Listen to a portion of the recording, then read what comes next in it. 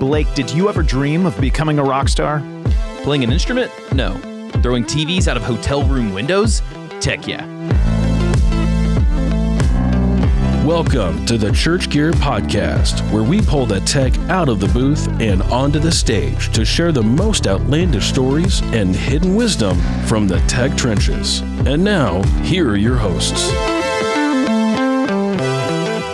I'm your host, Blake Hodges, a man who would never throw a TV through a hotel window as I'm too afraid of litigation, and I'm here with my co-host who starts his morning with a cup of coffee and a TV out the window, Toby Walters. I do have way too many TVs in my house. Like, there are literally 2 TVs that we are sitting in the garage that need to go to the dump. It's always like the holiday season is when you end up buying a new TV. Like, they run all the Black Friday specials and they just get you, you know? Toby, you're a sucker for a sale, man. Totally. I mean, Church Gear, hello. I'm always looking for a good deal on a used piece of gear.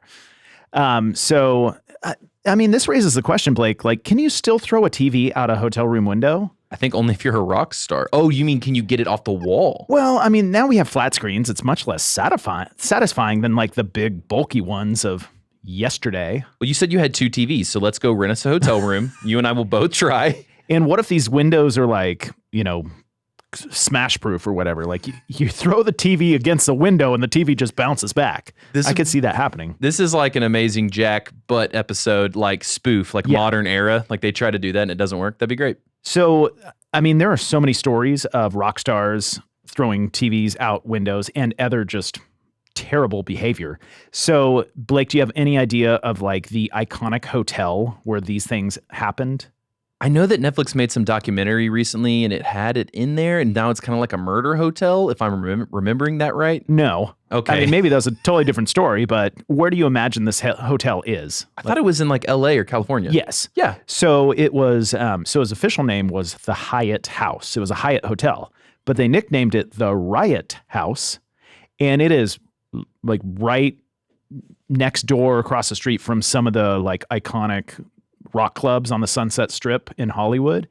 And my wife and I actually stayed there like 5 or 6 years ago. Now it's a Hyatt again, and it's very nice, but they have all these pictures of like rock stars that were there. And there are very iconic moments from like Led Zeppelin at that hotel specifically. I think the drummer famously rode his Harley into the elevator and then up to his floor and then was like riding back and forth in the hallways. I think when you're a rock star, you get like permanent immunity from any laws, apparently. If you look at like Keith Richards, I say that name and you have no idea who that is, Blake. Just keep going. So Keith Richards, the guitarist from Rolling Stones is, that guy. He's got to be in his early 80s now. And the fact that he is still alive and still playing guitar on stage, with the life that he has lived over the last 50 years, like that's impressive. Do you think he's too old to like smash his guitar still, or do you think he's still got it in him? I think he probably still smash a guitar. You can make a guitar pretty light as well. So Blake, you never dreamed of actually being a musician. That was never one of your things growing up. Toby, we've talked a lot about how you're a vision guy and I'm a big how guy. How's it going to happen? And I don't dream on something if it's not feasible. And so no, I never had that dream ever. I didn't have the dream originally. I think the earliest thing I remember is I wanted to be a fireman when I was like 3 years old. Because I'd see the fire trucks and I'm like, that's fun. You wanted to be a fireman for the ladies. That's why you wanted to be a fireman. Not when I'm 3 years old. I didn't know any difference. Yes, you did. And then I wanted to be like, I'd play spies with my friends. And then I wanted to be a baseball star. And so once I got to be a teenager, I started playing guitar. And like, then I caught the bug. Like, I want to be a rock star. Now, I didn't want to be a rock star like Led Zeppelin and throw TVs out the window. But like, I wanted to be a rock star like Phil Wickham's a rock star. Like he serves the church with amazing music and gets to do it for large audiences. Like that sounded awesome. And Blake, I don't really play music anymore. I know, it's really sad. I wish you'd get back into it. You need a hobby, man. The dream died of being a rock star. And so, as part of any person pursuing music as they're going along, they're trying to get gigs.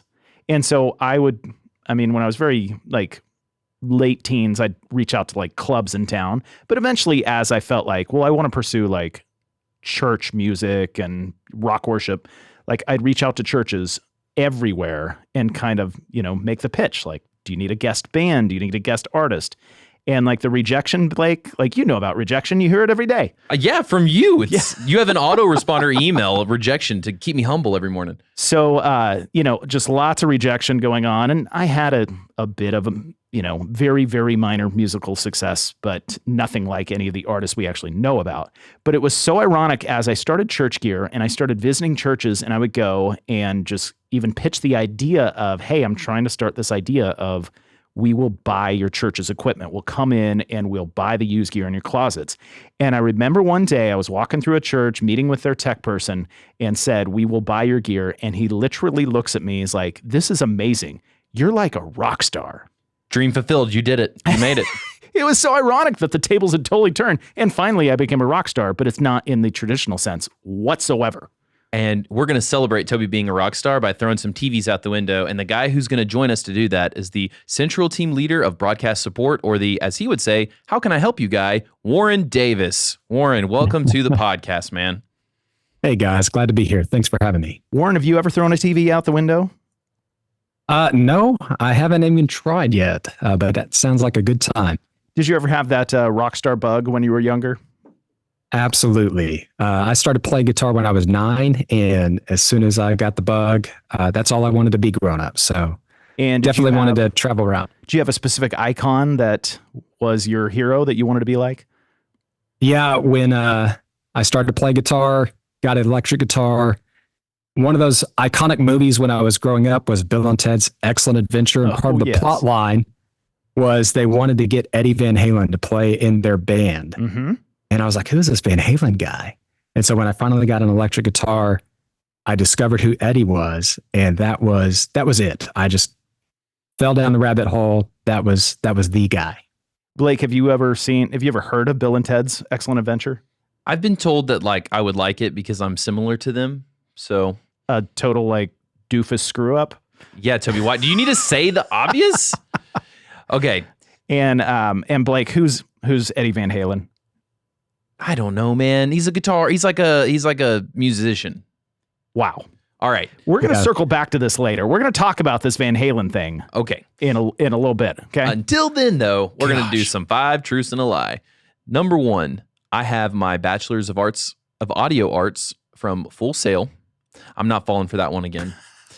Was that already a one that you fell for before? I feel like a lot of people in our early days had that on here, and I'm not falling for it. I mean, again. So many of our production leaders have a degree from Full Sail. So, it could be a very clever lie to be like, well, that seems obvious, but no, I never did that. I'm going to let you take it then. Okay. Thank you. Number 2, as a guitarist, I led worship with my wife for many years and have played with excellent musicians in the worship scene, including Sean Curran, long before he was packing arenas. Is it Curran? I believe it's Curran. Curran? Okay. Number 3, as a tech director, I cut my teeth in corporate AV during the early 2000s and got to work with and meet many interesting personalities, including Regis Philbin and early Toby Walters. I didn't know y'all met. Me and Regis, or me and Warren? You and Warren. And Blake, who's Regis Philbin? Oh, Who Wants to Be a Millionaire, bro? All right, you got one. Number 4, I once beat Dave Ramsey to death. I'm just kidding. I once beat Dave Ramsey in a street race. Okay, this one's interesting. Warren and I go to the same church as Dave Ramsey, so I'll see him at church sometimes. Mm-hmm. And one time I saw him on the way to church, and he was rocking a Maserati. So if you beat him in a street race, that would be legit. I think Warren could do it. Number 5, on one wonderful gig, I loaded a full PA with a fire escape to the 3rd floor. Not with up a fire escape. Up a fire escape. That's very different. My 2025 resolution was for you to read these. Up a fire escape to the 3rd floor of a theater since the service elevator was out of commission. If that's true, that sounds awful. That sounds like the worst day of my life. Okay. Number 6, I currently have 3 tattoos, and one of them costs $62,000. That would be the worst day of your life. I am planning on more tattoos, but I've honestly never recovered from the first one financially. Man, wow. Warren, if that last one isn't true, I'm going to be so sad. I want that one to be it. And so we see Warren here, and he has short sleeve shirt on, and we do not see any visible tattoos currently the way we're looking at him. Oh, no. I see okay, 2. There is one. There's another one peeking out. 2. Yep, right there. 3. But I don't see any of those costing $62K. Unless they're by did Picasso do one of them? was it Picasso? One of the like famous artists. He didn't die that long ago. That really blew my mind. So maybe it was him. Okay, I'm gonna say that his lie was number 3, and maybe he didn't meet Regis Philbin. That's his lie. Toby, And it's Phil Bin. Just Phil Bin. With a B there. Look, it's Regis guy. It's Regis. I'm going to go with my original gut that says he does not have a Bachelor of Audio Arts from Full Sail. I'm just going to say it sounds too obvious. He's going to have done the Toby Walters and left after like one class to go. Totally. All right, we're locking in. He's got Full Sail and I've got Regis. So this is where I reveal? Yep. Yes. I dropped out of JUCO after about 2 semesters, and I do not have a Bachelor's of Audio Arts. Oh, Blake, it feels so good to be right all the time. Lord, help me and give me patience. As you fail over and over again. Man. So let me before you move on, let me add a little bit of clarity to number 4. My executive pastor at my second church that I was on staff at was named Dave Ramsey. Oh, So wow. that was a little bit of a juke there. And I beat him in a race one time to lunch. And I thought, if I throw that out there, that's going to, trip you up a little bit. Well played. Warren, that was phenomenal. Yeah. Phenomenal. Okay, so that was that one. Do you want to tell us about going up the fire escape to the 3rd floor? Oh, man, this is awful. Yeah. So I got booked about, and I think it's probably 20 years ago, to do a metal festival at a theater in Fort Worth, Texas. And the 3rd floor was the stage that I was mixing, and the service elevator was not working. And the promoter was like, hey, but the fire escape is the only way up there. Man. And it was one of these things of, well, do I want to get paid for the gig or not? And so loaded up an EAW SB 850 KF 650 rig, Oh. analog board, Oh. monitors, the whole bit, up a fire escape with Ross Harris, who's also on the staff here at Life Church. And the kicker is that was like after that, 24 hours of metal, back down. Then we drove 12 hours to Colorado to do a youth camp load in. And by the time we did that, we were smoked. Yeah. We've been up pretty much for like 40 hours straight. But when you're young and dumb, you just do whatever it takes to get gigs, to get better at your craft. And you're like, yeah, this is a good idea. We'll sleep later. And Do you but the remember fire escape what thing, you got paid? I don't, but it was soaked in non-sanctified Liquids. liquid. All alcohol is now referred to as non-sanctified. Sanctified? Have you been That's the word. partaking in some non-sanctified? I did meet. I just said it too. Depending on the denomination, they may have it at communion. I don't know. Sanctified. Sanctified. That's a hard word. I'm just thinking, Warren, if you got like $250 for that gig, you're thinking like it was not worth carrying everything up that fire escape. Oh no, He didn't get the it money. was he got it the was more story. than that. But the story is worth it. Yeah, And the did you stories are great. did you blow all that money on your $62,000 tattoo? Please explain that to us. Okay, so that one's even better. So one of my first jobs after I left, I discontinued my college education, was working for a municipality in North Texas, and they had a retirement plan. And I knew nothing about retirement or investing. And right now, that's one of the things that I'm very passionate about. And always give this analogy and teaching to some of the younger staff on the team. But when I left that job, I got a call one day, and it was from the person that manages the retirement fund. And they said, hey, you have about $4,500 in this retirement plan. Do you have another account you can transfer this to? And I'm 21 at the time. I'm like, I don't have a retirement account I could transfer this to. I'm like, just send me a check. And they're like, well, you don't want to do that because we have to lose like half of the account value to send you a check. And I said, are you telling me that you can send me a check for $2,700? And they were like, yes. And I live in Dallas at the time, and the fund manager's in Austin. And they're trying to talk me out of it. Like, no, you don't want to do this. And so they finally are like, we'll send you the check. And I said, you know what? I'm actually going to be in Austin later today. And so very impulsively, I drove 3 hours down to Austin, picked up the check that day, went to a place, cashed it. So then I paid more fees and then blew it that weekend in Austin. And that's where I got my first tattoo, which is not even this great work here. And later, when I became aware, literate financially, after discovering the real Dave Ramsey, whom you go to church with. If you only knew the real Dave Ramsey. Oh, I know him. Yeah. And once I discovered him later in my 20s, and I started doing the math and looking back at it, go, oh no. And so I've run some calculations, and that amount of money in a mutual fund from that age to 65 at 6% interest, this tattoo was $62,000.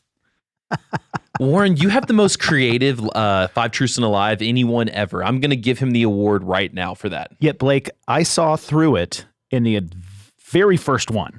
Well, of course, Toby, you're our genius. You're the grand poobah. You're welcome, Blake. Oh, all right, gosh. Warren. So speaking of geniuses, you are a genius now. You might be, and we'll discover by the end of this episode, but you are in a leadership role in the production department in the largest church in America. I assume you didn't go from the fire escape straight into that role. So give us a little bit of your background. Like, how did you get to this point in your career? Yeah, well, I came to faith at an early age, and I think growing up in the 80s and 90s, I always knew that I wanted to do something with ministry. And there weren't really roles like what I'm sitting in right now during that time period.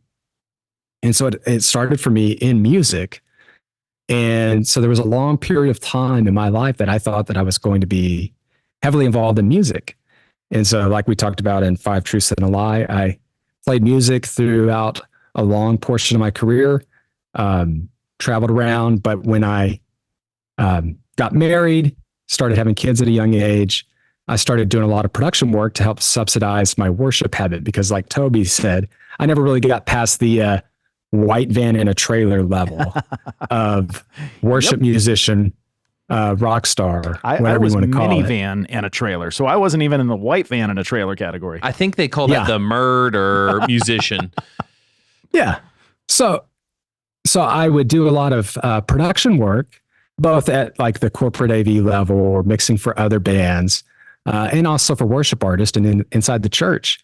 And from that, I wound up on a church staff, both my wife and I, where she was in the worship arts department and I was kind of doing the tech stuff. And that has just enabled me to continue to grow in my craft over the past 2 decades. And what I think is my unique perspective is that having been on stage and served in that way, and being very called to creating and crafting that experience from that vantage point, I take that ownership really seriously in how can I help support the people that are on that platform from my position behind the scenes. And give them what they need in terms of support and care to help them do what God's called them to do.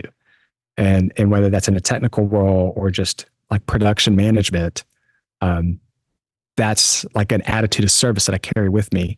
And so that's put me in a few different church staffs. I was able to serve on a staff in Southlake, Texas, then did some time, like I like to say, in Florida for about 8 years.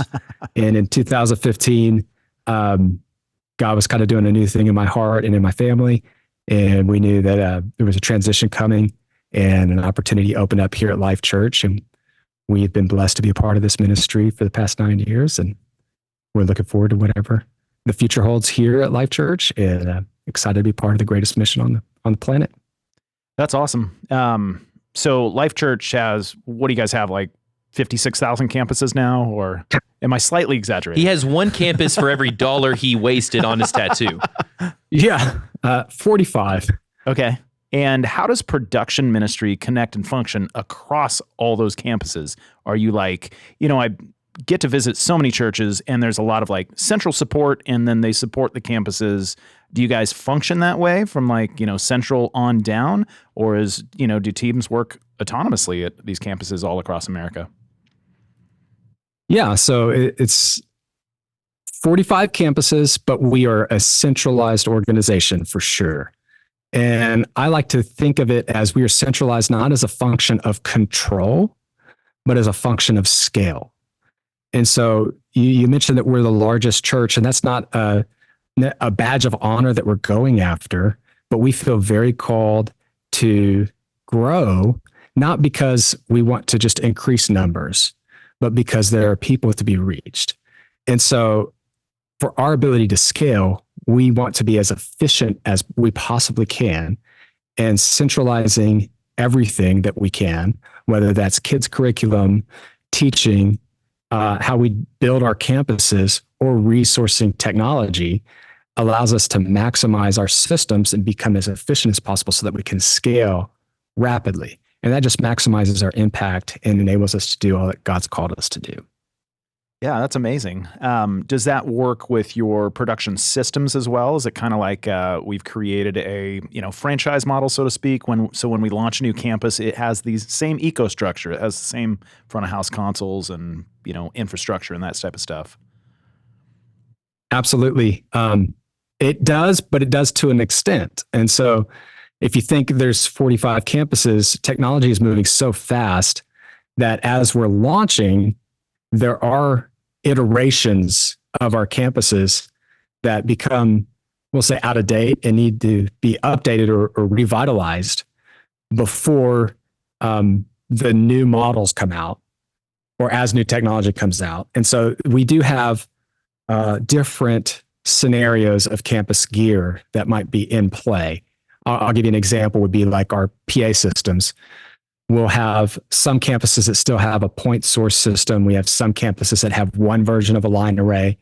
And then even now we have another version of a line array that's out.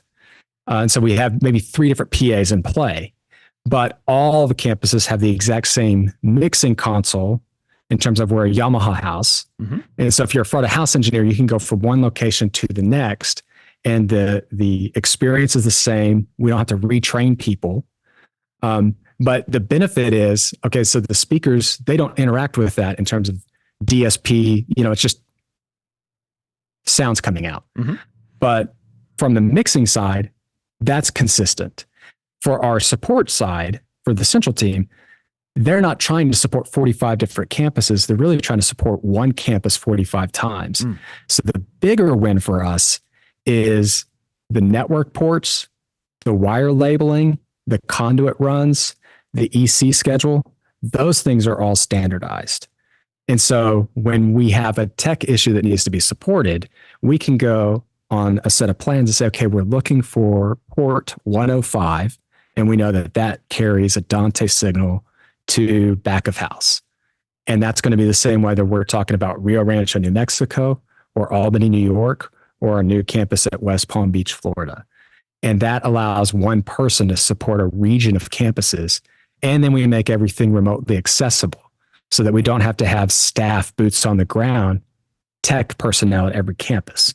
So we can have a central person that lives here in Oklahoma City or in Tulsa, and they're able to support and maintain those campuses with minimal local contractor touch points on an as-needed basis. And that just maximizes resources. Yeah, that's super fascinating. So a large portion of your, we'll call it tech support, is able to happen just from Oklahoma and do it remotely. How often are you guys finding yourselves like actually hopping on a plane and running out to a campus and spending a day there to troubleshoot stuff?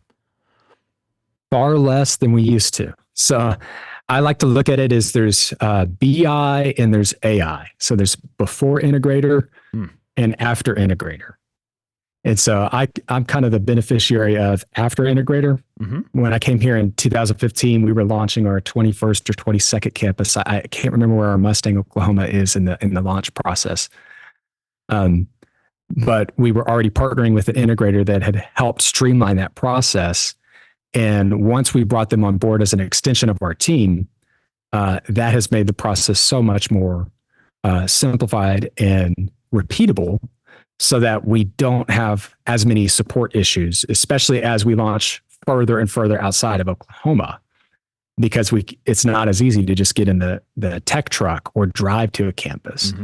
But for us, it's more about getting in a plane for those remote locations once or twice a year, just to go make touch points with the campus staff and build those relationships and the volunteers that are there, so that they know that there's still a central presence that cares about them, and that we want to hear and receive feedback from our customers, quote unquote, of how things are going on the ground and how we can even improve things and make things better. I think of our central audio team. There's an individual there that's actually based out of Albany, New York, that is constantly going around and just building relationships with different front of house engineers, much more focused on, hey, how you doing? Hey, how can I support you? Than, hey, this is how to make your kick drum sound better. Like, we'll get to that part, but we're building that relational equity first, and getting feedback about how we can function better as a support resource to them, rather than just mandate, this is how we do things. Yeah. I know, like, Blake and I have mentioned Pastor Greg's leadership podcast many times. It's one of our favorites. And I remember a specific episode where he was talking about, like, and I'm probably going to get this slightly wrong, but he does, once a week, he has a short meeting with every single one of his campus pastors, where he checks in with them, sees, what do they need from him? What questions can he answer? And so I'm wondering, like, does that kind of work with you guys as well? How do you lead people as a central support staff? Do you have regular, one-on-one check-ins? Do you have group Zoom chats where you're, teaching these things? What's kind of your philosophy there? Yeah. So for our central teams, every central team will have their own internal rhythms. And then for the campus volunteers, we're really an extension of support to the worship pastor. The worship pastor that's on the ground is seen as the technical director de facto for the campus, and they lead that volunteer team, even the tech team, for them. And so again, our model is based on relational leadership. And so they're doing life with that team directly. And so we come alongside to support the worship pastor. And so when we can do a tech training night, or we can throw a volunteer appreciation night, we're happy to do that. But the weekly touch base points, the weekly huddles, those happen in the context of, like, service prep. And they're usually led by the worship pastor, because that's what's replicatable across geography for us. And so their upline is really the worship pastor, and we're just the complement to them. And how are you specifically, like, leading your team week in and week out, at central sites? What's kind of your approach to creating that culture, creating that leadership pathway yourself? Yeah. I think communication is key. And I think a lot of times what we assume is lost in the sauce, so to speak. And so for us, we start every week off with a staff meeting. And I know people are very like, oh no, meetings, but I think if we don't orient ourselves on where are we headed, and you aim at nothing, you hit it every time. And so every week before we get rolling, how can we just level set and decide what are our priorities for this week and where are we headed? But before we even get into task stuff, you mentioned, like, culture for a moment. Culture is a combination of what we create and what we allow. And for my team specifically, like, we are ministry people first. And so, like, I don't want the fact that we're in ministry to be a substitute for our own relationship with God. And so I foster a culture of, like, hey, what's God showing you in your life right now? And what's it's the top of every meeting agenda. We call it top-down leadership. Where have you heard from the Lord this week? And it doesn't have to be something that's forced. It doesn't have to be something that, if you don't have anything, that's okay. But I try to make that in an environment where, like, we talk and cultivate that.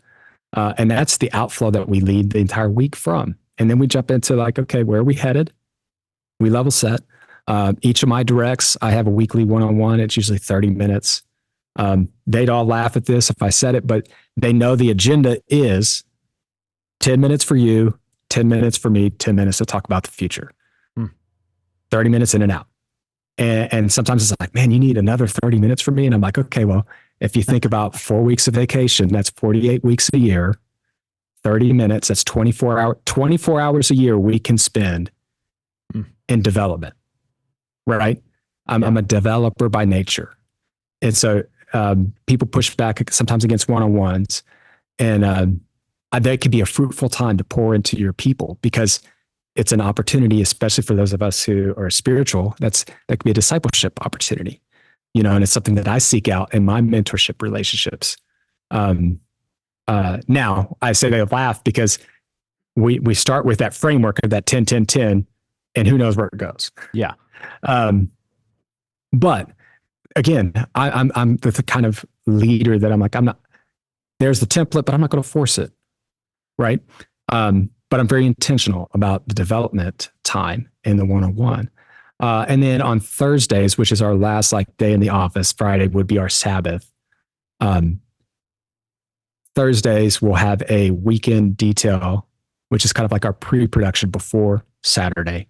And we'll get all the teams, my team, the 5 teams that basically have a hand in the weekend, all on a Teams call. Usually doesn't last any more than 15 minutes. We'll go through and double check every item as we're heading into the weekend. And again, it's just conversation, communication. I add all of that up. We've talked for 2 hours for the week. Nice. Blake, okay. And on a 40-hour work week, that means I only have 95% of my hours back to do actual tasks. We haven't really spent a lot of time talking, but I've made sure that we're all in alignment. And then we end that Thursday meeting every week with prayer. And it's somebody different every time that I'll call on, that we could pray to the weekend, where we're really trying to center our hearts around, hey, God, show up this weekend, because this is not about us. This is not about us trying to get everything exactly right. Spirit be with us, show us what to do, and speak through Pastor Craig as we try to reach people and have them become fully devoted followers of Christ. Blake, I'm guessing this is all sounding like catnip to you. Like this is your jam. Would you not wish that you and I could have one-on-ones, 30 minutes every hour? That's tough, Toby. Now you're competing with Brian. You hired a boss for me. I did. I hired someone to do one-on-ones with you. And do you not love those one-on-ones? I do. And what I love is now you and I's one-on-ones are just, hey, what are we going to go do? What crazy stuff are we going to get up to? And that can facilitate. So Warren, as you say you're a development guy, and it's clear you're really passionate about it. How have you noticed your approach changing as your team has grown? Or maybe I'll throw a different way at that same question is, how have you noticed your worship pastors invoking the same model when it sounds like they're leading mostly a team of volunteers? And as that team grows, suddenly your approach might have to change as well. You can't do life with 5 people the same way you can do it with 50 people, and something in there on how are you noticing development scaling? Because Toby had to scale it. He had to get BD just to handle me. So I'm assuming you need some help or a different change in approach as you've grown.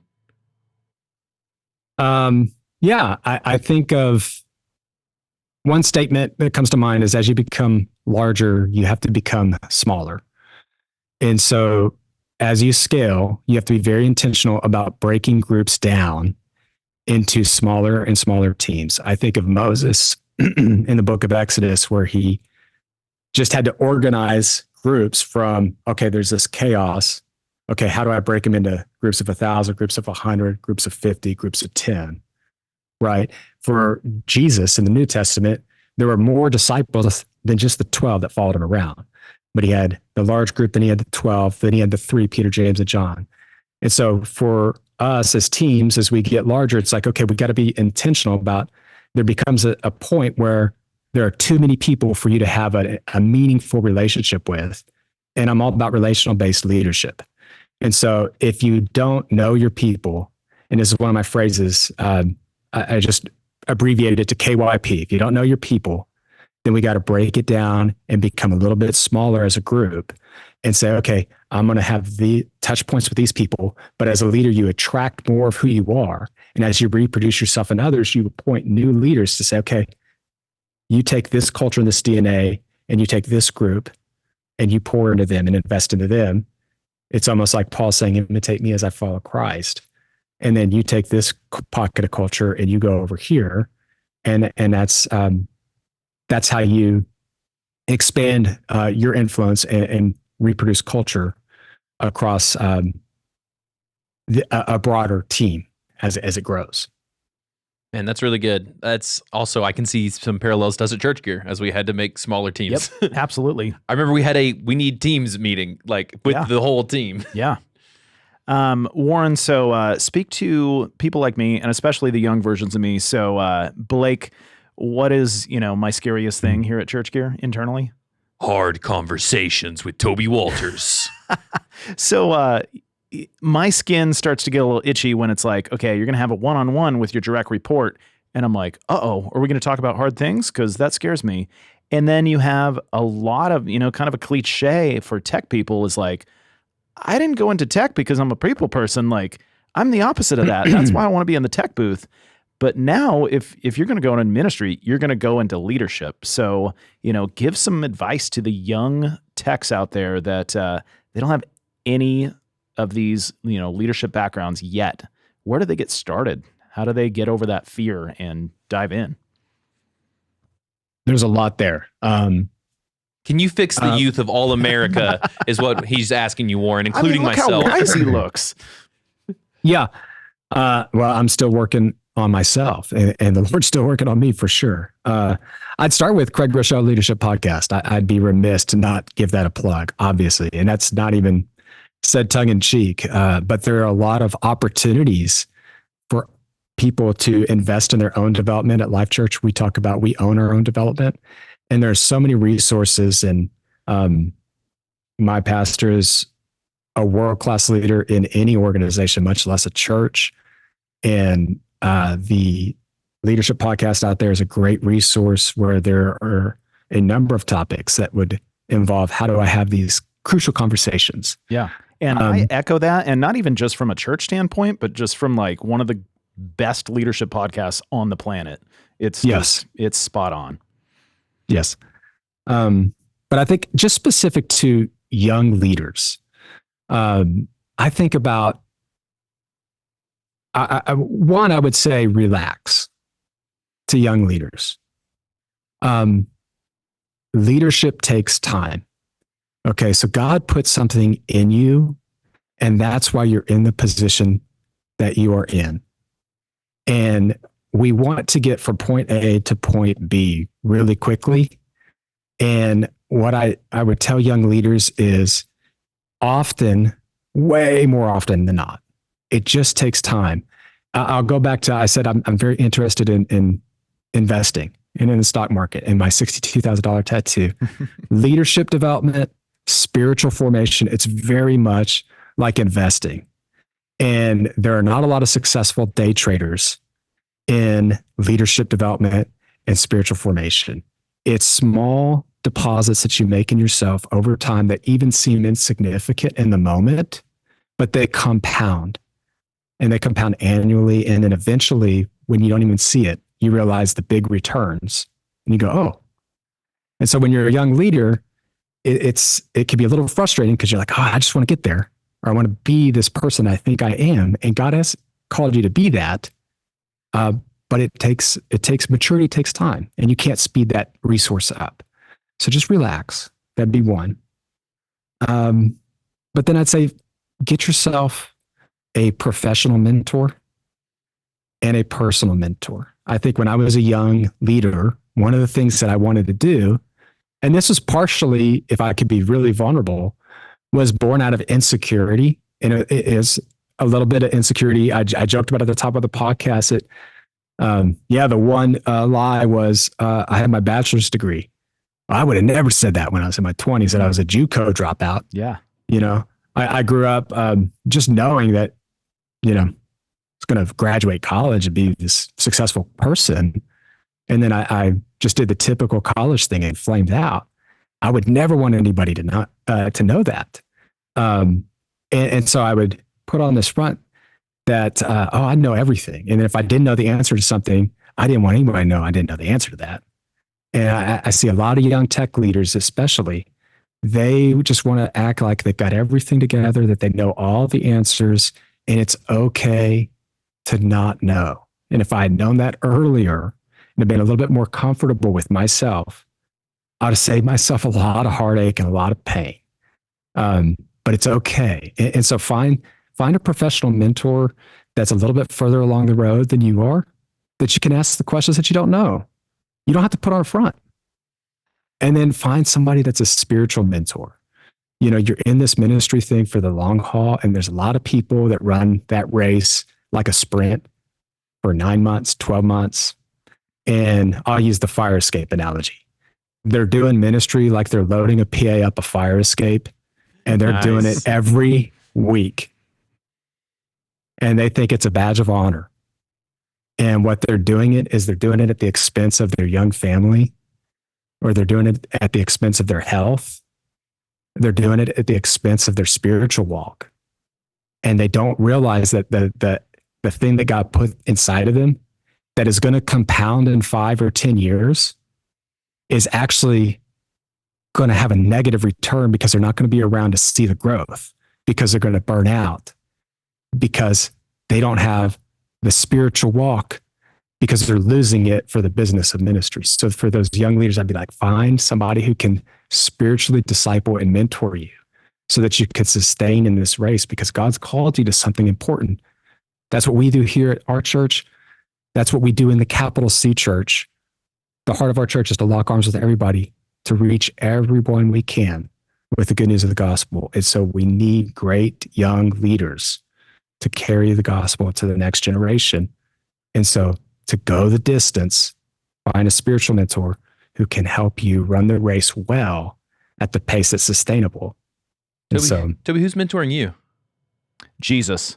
Okay.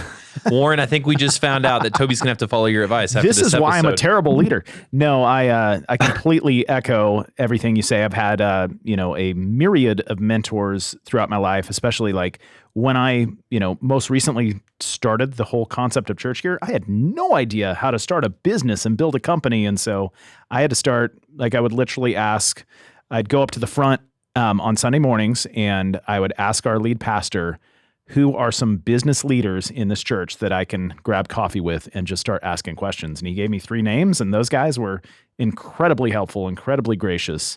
So yeah, to do what Warren's saying, first of all, you've got to ask.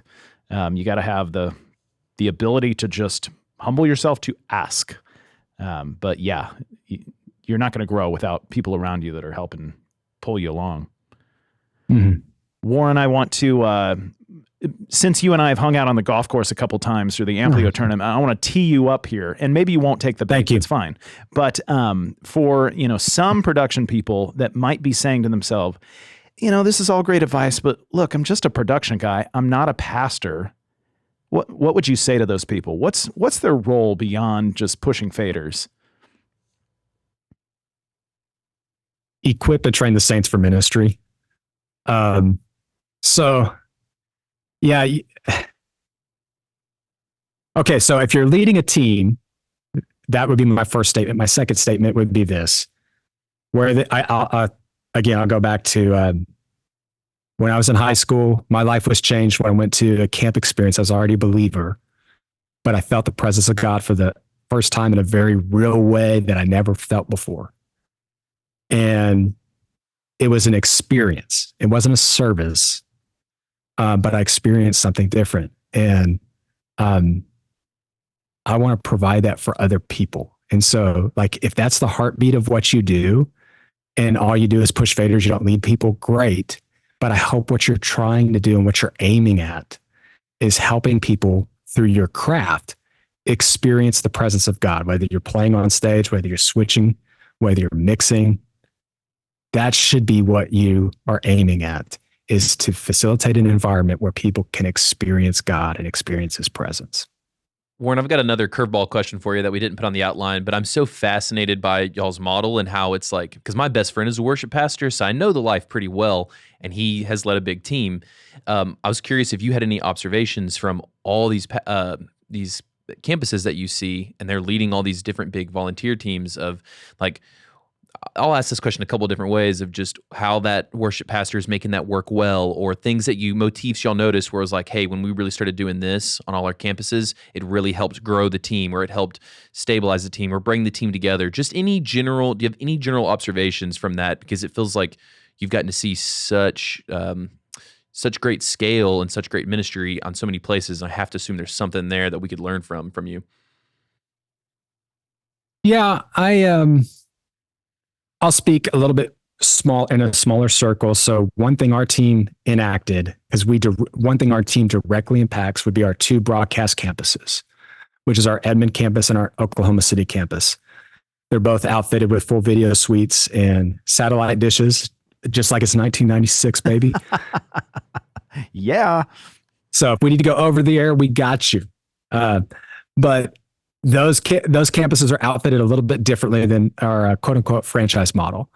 And so they have a little bit different support need and volunteer team as well. And so about a year and a half, 2 years ago, we decided, hey, we need to do something a little different to appreciate the scale and the size and scope of those teams, because it's a little more unique. And so we created these quarterly appreciation nights where we feed the team. Food is good. Mm-hmm. Food is always good. We've heard that before. And then we also do something with the church that makes it feel like it's more communal and not a place where they come to work. And so the layup for us as church tech people is like, okay, well, we can make this a movie theater, right? And so the first thing we did was we did a movie night, but it wasn't just like put a DVD on the screen. And yes, we do DVD so we can get the full HD experience or 4K experience. Oh, my team's going to mock me on that one. Well, we can't cut it now. We did sign an agreement with them that we'd have to show any of your mistakes. Straight up, NTSC. We showed it in NTSC. And okay, but we brought in a popcorn machine and movie theater snacks. So it's the whole experience. We try to make it as world class as possible, and then we feed them dinner. Then we did one where it was like, okay, we'll throw a block party. And so pickleball is like the fastest growing sport in America. Yeah. We could turn in our parking lot into some pickleball courts, and I'm on the grill making hamburgers, and we're just, we got music outside, etc. Another idea we did was we did a big Mario Kart tournament where we hooked up a bunch of switches, ran them through our spider, pip them all out. And we even bought a trophy. We went to a car detail place, bought a gift certificate to a car detail place, had like a raffle going. And we had a bracketed tournament where they could place Mario Kart on the LED wall. So they're getting to come into the church. Nothing's being asked of them. And they're viewing it as a place where it's not just I go there to serve, but I go there also to create relationships and hang out with other people and just be a person. I just got literally some feedback yesterday from our last one, which was in November. But I got it yesterday from somebody of just how meaningful that is to a specific volunteer and their family in OKC. And so I just think of like, KYP, know your people. Some of these people, and especially their families, I wouldn't know them if we weren't running those events and bringing them in and trying for our team to intentionally serve them instead of what can we ask of you? And it's just once a quarter. It's not even like enough of a thank you, but it's the effort and it's the intentionality that says we appreciate you, and it matters. And so there's a lot of things that you can do to make an effort and tell people they're valued, they're needed, they're known, and we appreciate them. Yeah, Blake. Well, first of all, I want to start going and volunteering at Life Church. I was just about to say, any job openings, this is my new fallback plan when Toby fires me for real. And secondly, Blake, we've had so many of our friends reach out that are working at different churches all over the country and saying like, hey, we're hiring for this position. We're looking for someone for this. And, I always think of, well, what's the environment you've created at your church that's going to attract people to want to be a part of it? And so everything you're saying, Warren, is like, yes, take that advice and start instilling, your own unique versions of it to create a culture, to create a leadership environment where candidates would be like, ooh, I want to be a part of that. And so This is, incredibly helpful advice for hiring, since everybody is trying to hire great production people right now. Yeah. And you attract more of what you are. And even people can sense that intuitively. Maybe that's the Holy Spirit working within us, but I depending on your belief system, I just think that God brings the right people into your orbit. And so when you're how do I get the right people? You're thinking externally, and you're thinking of, how do I become the right person? And how do I become the right leader that God wants me to be? And then watch what God does with that. Did you hear that, Toby? He said that God brings people to you in your orbit. So I was brought to you by the Lord. Deal with it. And then the Lord thought, oh no, he's going to need help. So here comes Brian Deshawn in the orbit to manage Blake. Yeah. So speaking of Blake and General Blake, I promised you that we would circle back to Van Halen. Oh no. I'm just so, and as our entire audience is so embarrassed by your lack of knowledge of things in this world. Oh no, Toby! I think Warren's Zoom connection is fading. I think Warren's losing him. I'm on wired Ethernet, baby. Yeah. So we're gonna play a little Van Halen trivia. Blake versus Warren, and the winner gets to keep their job. Oh no. Okay. Wait a minute. If I win, can we take Warren and he can mentor me? Yeah. Why not? Perfect. Warren has not agreed to this, but I'm making deals with Pastor Greg behind the scenes right now to steal Warren away.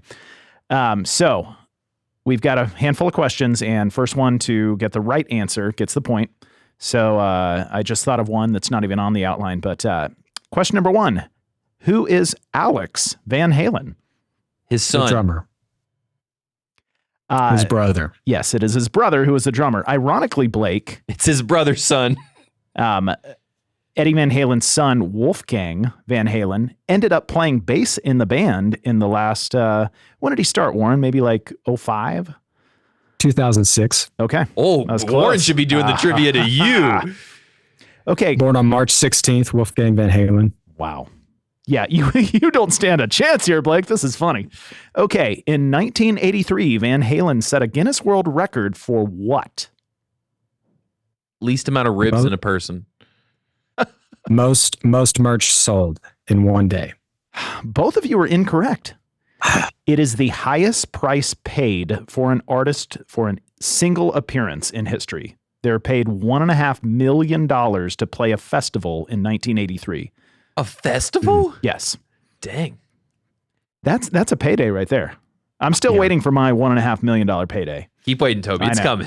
It's coming. Okay. Next question. So it's 1-0 because neither one of you got that right now. Next question. What power tool did Eddie Van Halen famously use to begin an iconic guitar solo? A chainsaw. Nope, it's a drill. I was going to let you have an opportunity, but it was Pound Cake. It was on the intro of the title, not the title track, but the first track of an album that I'm not going to say on this podcast. Oh, you can say it? It's probably inappropriate. Oh, I see. It was a Makita power drill. They brought Ted Templeman back to produce it.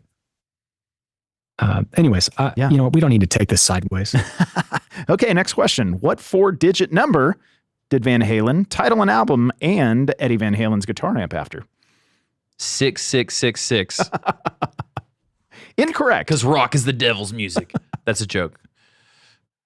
No, it'd be 5150. And Toby, I had that amp. And when I started playing worship music, I still had that amp. Amazing. And so my wife and I were high school sweethearts. So when we started our worship band, we were going to youth groups where there's like 17 people.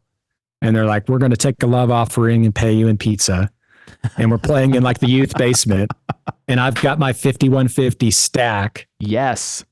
And they've got like the Bose 802 system in the back that can't get louder than 72 dB. And my amp is just the only thing anybody can hear. And it was just like, oh man, what a nightmare. I think this is literally the origin story of Kemper. Yeah. Yeah. I was the poster child of why like they had to make those things. Oh, well, right now, Toby's the poster child of his computer going to sleep. Shut up, He Blake. almost Shut got up. he almost got back before we were And noticed. bonus question, what California Penal Code does 5150 represent? Well, that sounds like a word we're going to have to bleep later, but I don't know. Urination in a public restroom. That's a decent guess, but no. Do you know what No, it is, but Warren? it's a crazy person. Yep. Got a crazy person on the loose. Oh, shoot. So I better not go to California. They're going to issue But, that out. you know- Immediately, 5150. If it's a crazy person, they could be urinating in public. That's true. You might have had it right. Okay, Blake, I'm going to give you an opportunity because I think you might actually know this one. What's the famous M&M requirement on Van Halen's Rider? Take out all the brown M&Ms. That is correct. Yes. That's a marketing principle they taught us in college about like the importance of detail. I'm impressed you have a point. This is okay. So it's 3-1 currently, and there are 2 more questions. So Blake, you could end up tying. If Warren is charitable and accepted my Venmo request, yes. Okay. Next question. What's the most famous song that Eddie Van Halen ever played on? Highway to Hell. No. Nope. Is that even a Van Halen song? No. Okay. What was it, Warren? It was Beat It. And the Thriller album is actually the album that kept 1984 off of ever charting as number 1. So none of the David Lee Roth albums ever Wow. made it to number 1. Wait, I And- thought Beat It and was so- a Michael Jackson song. It is. That's correct. Eddie Van Halen played the guitar solo on the song Beat It. It's a bit of a trick question, Blake. Okay. Although you guessed an AC/DC song, which is Hey, this man Weird. told us Dave Ramsey he beat him in a street fight. Like, I'm not the one who's Street Fight. a street race, not a street fight. This is how rumors get made. Warren, work with me. All right, we got one final question. I mean, Warren's already won, but what instrument did Eddie Van Halen originally start on? The oboe. So you're probably going to say you're probably looking for drums. Yes, that is the answer I'm looking for. But if you need to correct me, please. I think their father had them all start on piano. Warren, why do you know so much about Van Halen? Well, because I skipped systematic theology classes. Blake, why do you know so much about Taylor Swift? Listen, hey, don't ask questions you don't want the answers to. Okay, well, Warren, you just kicked my butt, and I'd love for... And Blake, you may be looking for a job now at Life Church because you just lost your job because you lost the game. Easy. That's true. Perfect. Well, Warren, before I pack up my bags and move over there, we'd love a tech takeaway to wrap this episode on. What would you say to a room full of production people that you're like, hey, this will make your Sunday better? It's bonus points if it's a unique piece of advice to you that you really love giving. Yeah. Well, I spent a lot of time mixing front of house, right? And so we just joked about Van Halen, and I kind of shared some of my wife's PTSD with my 5150 amp. But one of the things that I always used to teach about with mixing, one of the principles was using word pictures. Your mix is very much like a boat in a water, like boat in a lake. Okay. And a lot of church mixes, the vocals are your boat and your music bed is the lake. This is very Eastern, right? Like Yeah. But most church mixes, like with my 5150 being cranked all the way up, the boat is like underwater. It's buried. I can't hear any of the vocals, and that's no good. And so the overcorrection of that is what I hear in most churches is the vocals are so up here because the vocals are the most important thing that it's like I've got a hoverboat and it's way up here and it's disconnected from the water. So I don't have any musical context. And then I've got this like vocal that's up here and it's like I'm pulling all the instruments down. And so what I try to get people to visualize is when you're building a mix, think about how the boat sits a little bit into the water. It's not under the water, but it's partially embedded into the water. And so have your vocal sit into the group of your music to where it doesn't feel churchy, where it's like a choir and there's music muted, but it's also not buried by a really loud guitar amp that's played by an obnoxious 18-year-old kid, right? But you want that boat to be just sunk into the water just a little bit. And so we sometimes hyperfixate on compression ratio and what's my pre-delay on the reverb, and do you like this plugin, and how can I add more of this to the sub, when sometimes the big rocks and the simple things, so just getting that DCA balance right on your busing, or what's going to your bus, can really make a big difference on how the overall balance on faders sounds with your mix. And so just thinking of the word picture of the boat in the water and how your vocals could be partially submerged into your music bed. Don't let your boat take on water, but don't also have a hover boat. So sink the vocals a little bit into the mix. And then the second thing I would say that is a staple of mine is oftentimes I walk onto stages and I just see rats' nests everywhere, and nothing bothers me more, because, and it's probably my corporate AV background, because you can't get away with that there. Yeah. Right. Like that's half of what you're paid for, is running cables at 90-degree angles and coiling them correctly. The difference in how the XLR technically sounds running in a rat's nest and a knot and ran well is none, right? The electrical properties inside of it are still going to flow. But I used to say, like, a clean stage sounds better. We'll go to the Brown M&M analogy. If I walk out on a stage and I see that it's just awful, then I'm just going to assume that there's something that's probably not patched correctly, or something that wasn't done well, because the attention to detail isn't there.